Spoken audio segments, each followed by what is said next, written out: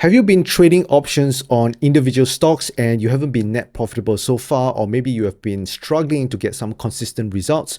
Well, if you have, then this study over here is going to be pretty important for you to understand and know because it can potentially help you. So not too long ago, the Tasty Trade team, they released this study to measure the edge that we have as option sellers between individual stocks and index ETF. And what they found is that the edge is actually different between the index ETF and the individual stocks. So first off, what exactly is our edge? So in case you don't already know or you're not aware what our edge is as option sellers, is that the IV or the implied volatility most often the time overstates the RV or HV. So RV or HV basically just means the realized volatility or the historical volatility. So this is our edge. So what exactly does it do, right? How does it actually translate to us having an edge? So IV basically just tries and predict the kind of movement or the range of the underlying that we are trading. So IV is basically trying to depict the expected move. So there's a calculation that goes about to identify what is this expected range. And then the RV or HV basically just means the actual movement that the underlying makes. So when the IV is most often the time overstating the RV, this is where we actually have our edge as option sellers. So what exactly does this mean? Why is this considered our edge? So this is considered our edge because of two things. Number one, when the IV overstates the RV, it means that we are actually selling the option at a higher price than what it actually should be. So for example, the IV basically is depicting the expected move. So the expected move usually is depicted by around 16 delta on both sides. So this is a study that's already done by the Tasty Trade team. They studied the expected move, right? So you can use the 16 delta on both sides to kind of, get a gauge of where the expected move is. So let's just say we are selling the 16 delta on both sides, the put and the call. And let's just say on both of this, we actually receive $1 in premium. So $1 you sell on the put side, $1 you sell on the call side, both 16 delta. So you receive a total of $2. So this is based on the IV. Now, what they found out is that the realized volatility or the actual movement of the underlying market or the underlying itself, they found out it's actually smaller. The range is actually smaller, which means to say the actual range of the market is from this point to this point, which is inside the expected move. So the actual 16 delta, the range movement, is actually smaller than what the IV suggests. So what does this actually mean? It means to say when we sell this $1 down here on both sides on a 16 delta, what in actual effect is that it's supposed to be a lower delta, because if the 16 delta is actually inside down here, it means to say the strikes which we have sold on both sides thinking that 16 delta is supposed to be a lower delta. In reality, RV just suggests that means that when we sold at 16 delta, those strike prices, it could be a lower delta. So maybe it could be 10 delta or whatever it is. So you know that option prices, as it goes further out of the money, it actually costs less, which means to say maybe the actual value of the options that we have sold is lesser. So let's just say maybe it's supposed to be 70 cents. So 70 cents on both sides. So this is the actual amount that the strike price is supposed to cost. So that means to say we sold it at $2 when in actual fact it should be only worth $1.40. So this is our first edge. This is the discrepancy between the IV and RV. Now the second part is that if the actual movement, the actual range is inside the IV's range, which is the expected move range, it means to say we actually have a higher win rate than what we actually should be having. So this theory already suggests, based on 16 delta, it's going to be 68% of the time it will stay inside this IV. So this is based on IV calculation. But the actual movement, 16 delta on both sides is over here, which means to say 68% of the time it should actually be over here. So if we actually sold the options on both ends as the 16 delta initially, it just means that our win rate now actually is higher than 68%. So this actually contributes to the overall results that we get. Now, of course, win rate alone doesn't depict whether we're going to be a winner or not. because there are still other parts of the equation. For example, what is the average win that you have whenever you win, and what's the average loss? And then using these two data along with the win rate as well as the loss rate, this is how you can calculate the expectancy. So having a higher win rate by itself does not mean that automatically you'll be profitable, but it helps to create at least a better chance for you to be net profitable over the long term. Okay, so this is actually our edge. So now that you already understand our edge as option sellers, there actually has varying degrees of the edge, which is calculated by the TC Trade team down here, which is depicted by this ratio down here. So basically the TC Trade team, what if they have done is that they try to calculate how big the edge is on each of these underlyings. And what they have found is that on individual stocks, well, at least on these three stocks that they have shown here, Apple, Amazon, and Nvidia, the edge that we have is not as high compared to the index ETFs. So you can see over here, based on our study, a ratio above 15% is considered high, while a ratio below 15% is considered low. So in layman term, basically what it just means is that if the number down here, this percentage down here, the higher it is, that means that the more pronounced our edge is. The lower it is, then our edge is not as high. So that is why you can see over here, based on the studies that they have done, the edge in the index ETFs is actually much greater than individual stocks. So if you have trouble getting consistent results, trading the individual stocks, then it might be better for you to consider trading the index ETFs. Now, does that mean that you totally do not trade individual stocks at all? Definitely not. As you can see over here, this ratio down here still suggests that there is an edge. It's just that the edge is not as big. So if you want to trade the markets, would you rather trade with a bigger edge or a smaller edge? So of course you want to trade with a bigger edge. So what that just means is that maybe you might want to consider shifting, a bulk of your capital allocation more towards index ETFs and slightly lesser towards the individual stocks. Then you will have better consistency.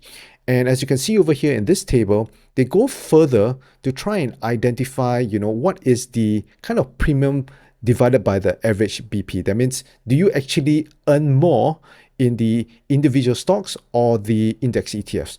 So I'm sure you're already aware, if you were to sell the options on individual stocks, you tend to get actually a higher premium versus the buying power that you have to put up, right? So why is it here is saying that the premium, right, over the average buying power is actually greater in the index ETF than the individual stocks? Well, the reason is because even though you can get much more premium, right, the ratio could be higher per trade, but over the long term, it doesn't mean that you're necessarily going to keep those premiums. As you can see over here, this table down here, or rather this column down here, shows the worst loss.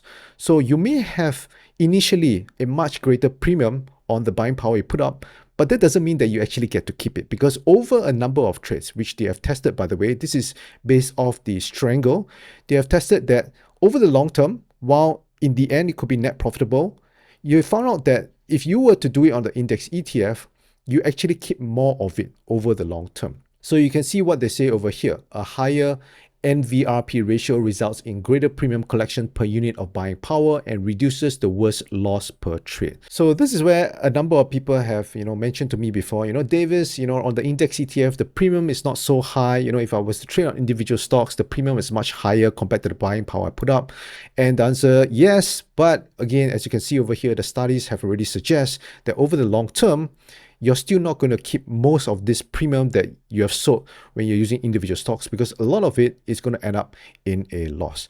Now, one last thing I want to touch on is the win rate over here. So as you know, the expected move, like I mentioned, is supposed to be 68%, but as you can see over here, it's very consistent in the index ETF that you're going to have a higher win rate than what the theory actually suggests. Right? You can see it's 72% to 73%, whereas for the individual stocks, you can see that although, one of the stocks, Amazon, is higher than the expected move, Nvidia and Apple, it's pretty much around the expected move. That means to say, in terms of win rate, you don't exactly have an edge or that big of an edge, because in this case, your win rate is going to be equal to what the theory actually suggests. So at the end of the day, what I'm trying to say is that if you're new to options trading and you want to actually be more consistent in your results, you want to at least be net profitable over the long term, try and focus more on the index ETFs first, then later on maybe you can go into individual stocks, or maybe you can just allocate a smaller amount into individual stocks. So now that we have determined that the index ETFs actually have a bigger edge compared to individual stocks,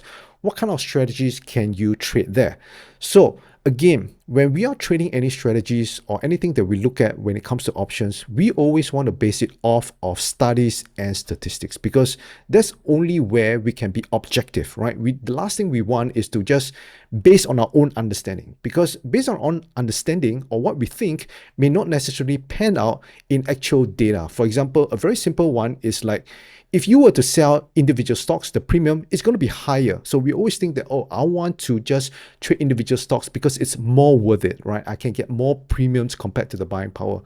But if you were to actually trade it over the long term, you can see the statistics show that although you get more premium, you're just not going to necessarily make more than if you had actually done it on the index ETF. So we want to base it off of studies and data. So statistics wise, which strategy should we choose? By the way, if you like this video so far, please subscribe and also click the thumbs up button, and also do get your free copy of the Options Income Blueprint, where I share the top 3 option strategies that help you generate a consistent income each month, trading just 1 to 2 hours a day, right? So if you want to go ahead to get this copy, just head on over to optionswithdavis.com/blueprint. All right, back to the video. Well, the very first option strategy that I would suggest that you can go for would be the bull put spread, because with the bull put spread, it makes sense when you're trading the index ETFs. So we have already the first edge, the fact that the IV most of the time overstates the RV or the HV. So that's our first part of the edge.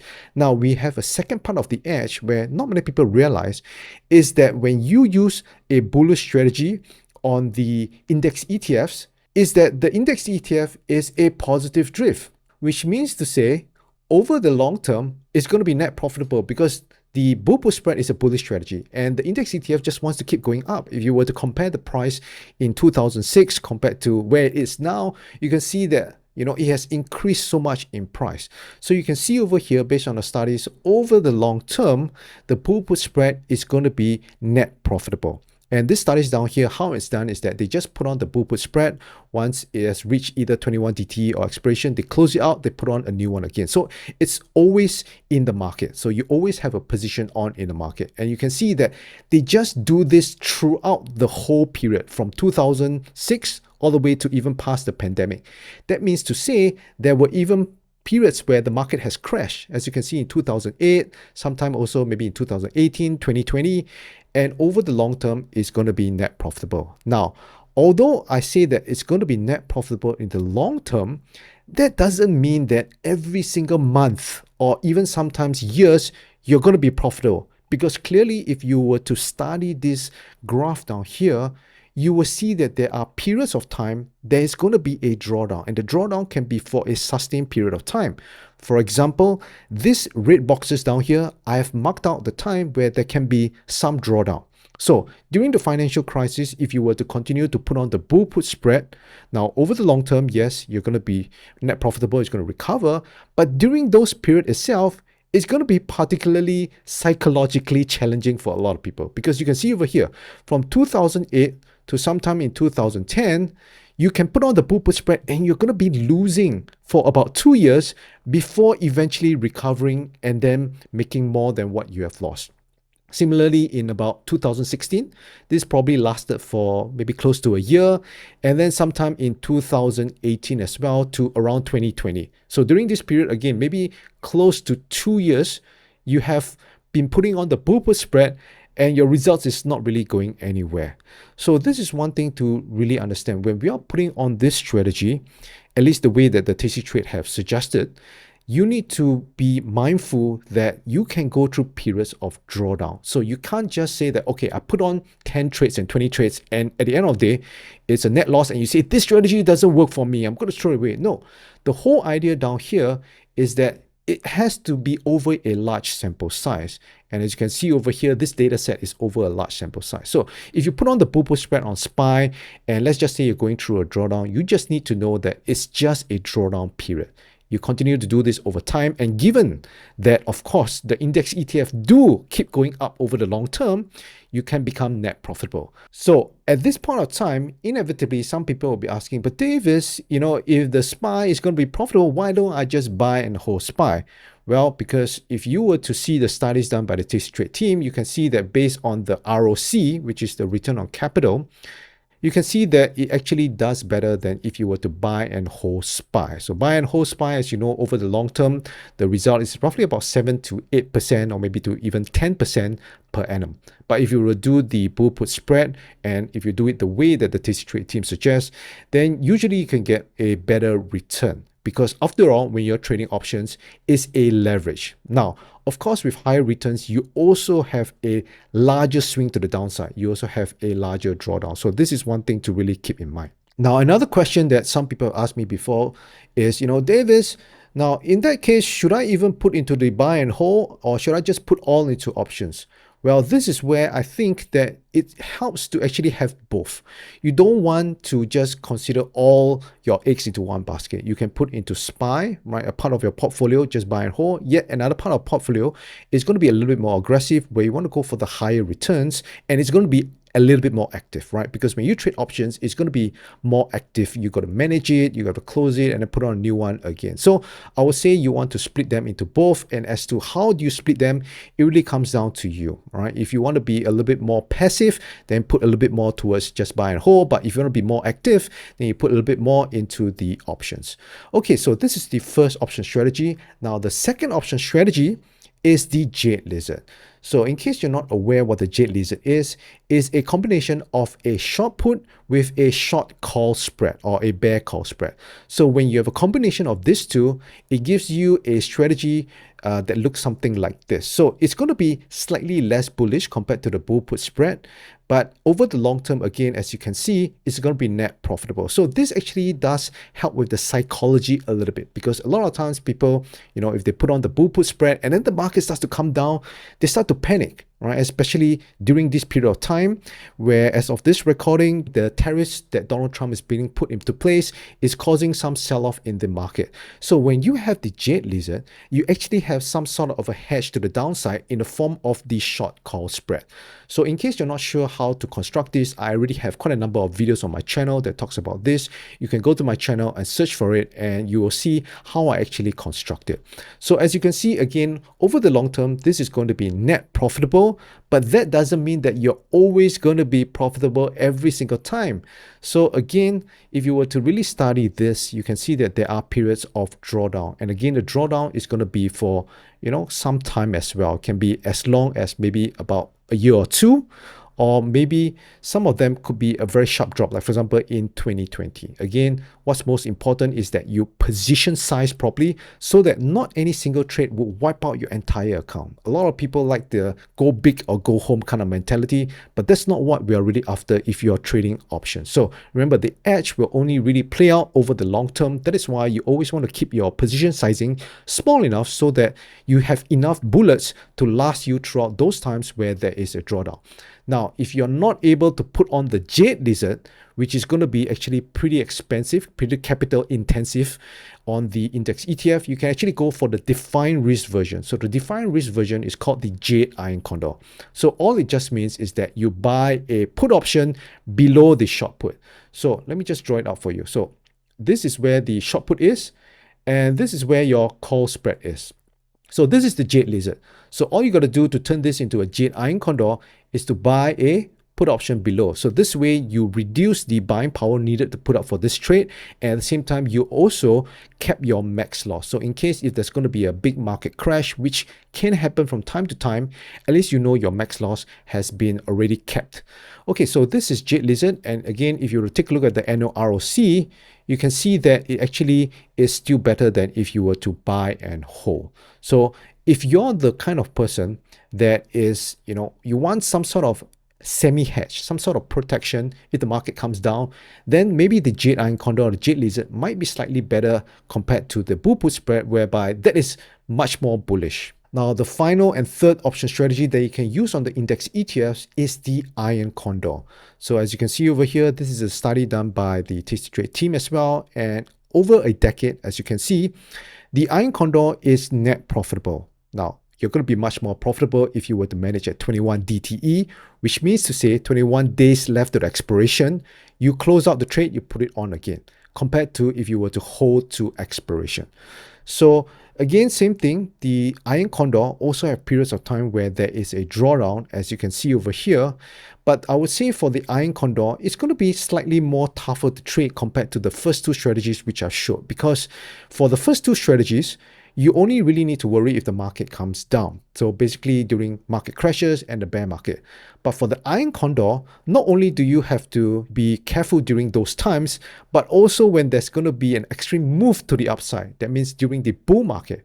And in fact, I've actually reached out to the Tasty Trade team before, the research team, and I spoke to one of the personnel in the research team that is actually the one that's creating some of these studies. And he mentioned to me that the Iron Condor, the times where it actually do get into trouble is usually during the bull market, because the market can keep going up and it keep testing the call side. So that is why for the Iron Condor, psychologically, it can be a little bit tougher for a lot of people to put on. That is why out of all these three strategies, I would suggest the first two strategies first, and then this Iron Condor later on if you have more time to really study this Iron Condor. But again, like I mentioned, over the long term, it can be net profitable. It's just that the drawdown period of the Iron Condor can tend to be pretty long. And from some of the studies that I've seen, it can actually last for 2 years or more. So if you're not the kind of person that can, be able to put on one strategy over and over again, and for 2 years you're suffering a drawdown, then definitely give Iron Condor a miss. So finally, I want to share with you this study. As you can see over here, they show the daily P&L that if you were to manage it at 21 DT, you tend to have a better result compared to the holding to expiration or a 50% winner. So I haven't seen a study regarding the annual ROC, or may have missed it, but generally it should actually also do better than if you were to do the buy and hold. Okay, so hopefully this video has been helpful for you, and if it has, I would greatly appreciate if you give me a thumbs up on this video and also subscribe to my channel for more options trading videos like this, and I will see you in the next one.